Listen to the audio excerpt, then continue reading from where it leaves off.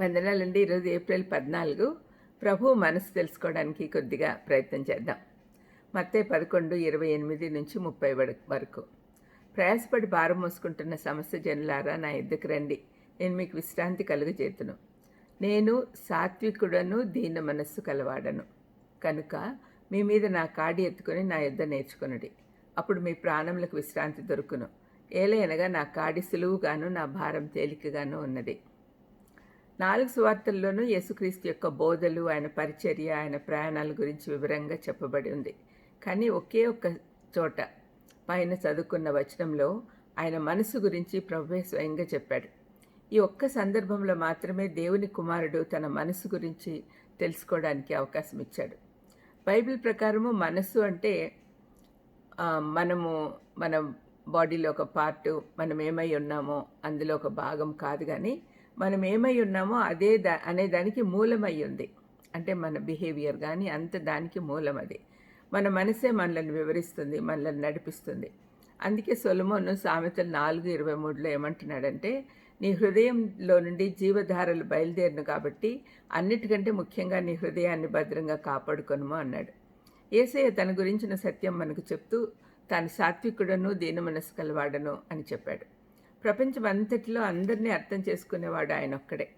ఆయన గురించిన చిత్రము మనం ముందు ఉంచుకుంటే, ఆయన వేలు పెట్టి తప్పు చూపించేవాడు కాదు, కానీ చేతులు చాచి మనల్ని ఆహ్వానిస్తున్నాడు, కౌగిలించేలోకి తీసుకోవాలనుకుంటున్నాడు. దీన మనసు కలిగి ఉండట, సాత్వికము దాదాపు ఒకటే అర్థం వస్తుంది. రెండు కలిపి యేసుప్రభు మనసును వర్ణిస్తూ ఉన్నాయి. ఈ పదానికి తగ్గింపు స్వభావం కలవాడు అని అర్థం. యేసుప్రభు దీన మనసు కలిగి ఉండట అంటే ఆయన అందరికీ అందుబాటులో ఉన్నవాడు అనొచ్చు. ఆయన ఎంత గొప్ప దేవుడో మనకు తెలుసు.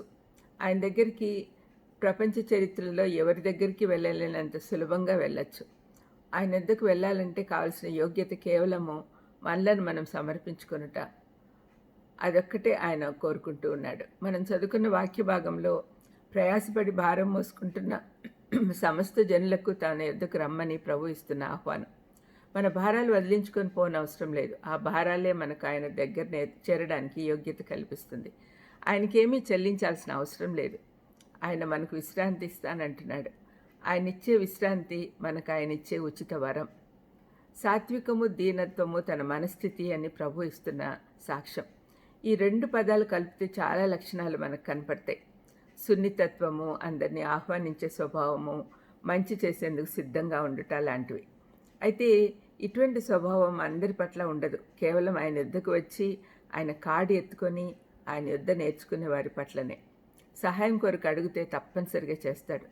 క్రైస్తవ జీవితము శ్రమలతో కూడినది అని యేసయ్య కూడా చెప్పాడు. అందుకే ఆయన విశ్రాంతి ఇస్తాను రమ్మంటున్నాడు. ప్రార్థన చేసుకుందాం. దయమేడా, మీ ఆహ్వానాన్ని అంగీకరించి మీ మనసు తెలుసుకొని మీ దగ్గరకు వచ్చే బాధ్యత, భాగ్యము మాకు దయచేయమని యేసుక్రీస్తు నామమున వేడుకొంచున్నాను తండ్రి. ఆమేన్. God bless you.